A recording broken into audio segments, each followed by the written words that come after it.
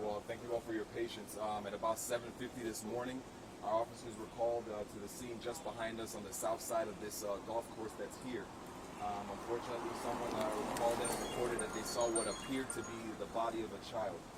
Once our units responded, they did find what appears to be the body of a child. Of course, right now we can't confirm the age of the child.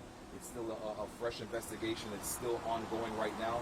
Our homicide bureau is on scene, our crime scene. They are coming to process the scene. We cannot make any confirmations as to who this individual is at this time, but we can say that there is a deceased, what appears to be a child, a body in the body of water on the south side of this golf course here. Chris, FDLE suspended its Amber Alert saying the child was found deceased. Right.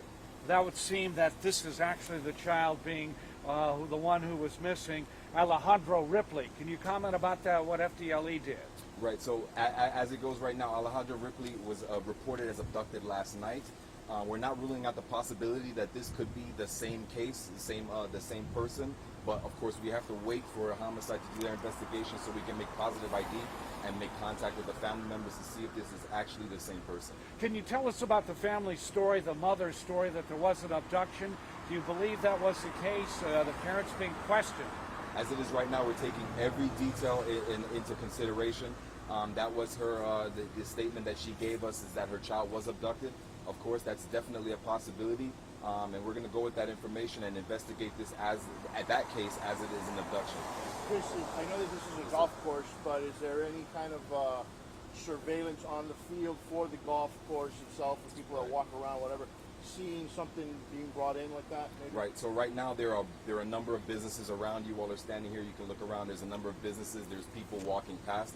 The detectives, their job now is they're going to go to each business and find any surveillance that they can, and they're going to canvass everywhere around. Not only that, but the cameras that may be out in the street as well to see if any vehicles were coming in anytime between last night and this morning at about 7:50 when our officers arrived. Are you still appealing for the public's help in finding this child in light of the FDLE canceling the Amber Alert? Absolutely. We're just taking the details as they come. We want the public, if they have any information on Mr. Alejandro Ripley, also, please provide that information. If you may have information on the scene behind us, please call Crime Stoppers. You can remain anonymous. Any information is valuable to us. Chris, can you say if the parents have been brought in for questioning?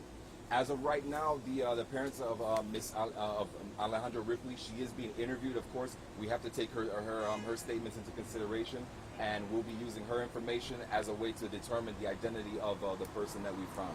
Any word on the suspects? The two men, she originally said two black males, did it? Correct. She said it's two male subjects that abducted her child.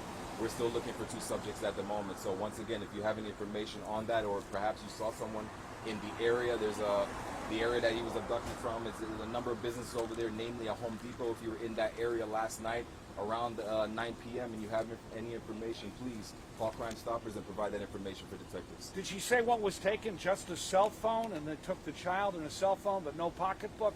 That's all? She had a number of effects that she said were taken. I don't want to give you a comment on exactly what was taken. That will be documented in the reports, and we'll be able to provide that for you at a later time. Once again, where the vehicle was actually... Say that again. As of right now, foul play in which case? As of right now, we're taking in all of her details into consideration, and it's still an ongoing investigation. It's pretty fresh. It came in at 9:30 last night, about 9 p.m. last night. So we're just trying to piece together everything like that. We're not ruling out foul play, but it may not be. So we'll see. What is that clear to me? The deceased child? Which deceased child? One at the golf course here.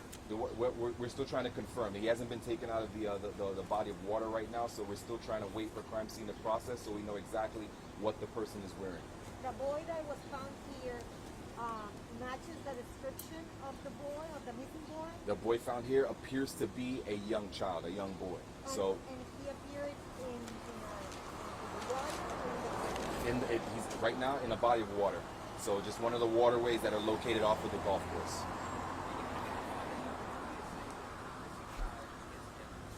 Well, we can't comment on why another agency would, what information they put out. We just know that we, as the lead agency at the moment, have to make confirmation, positive confirmation, before we start releasing any information.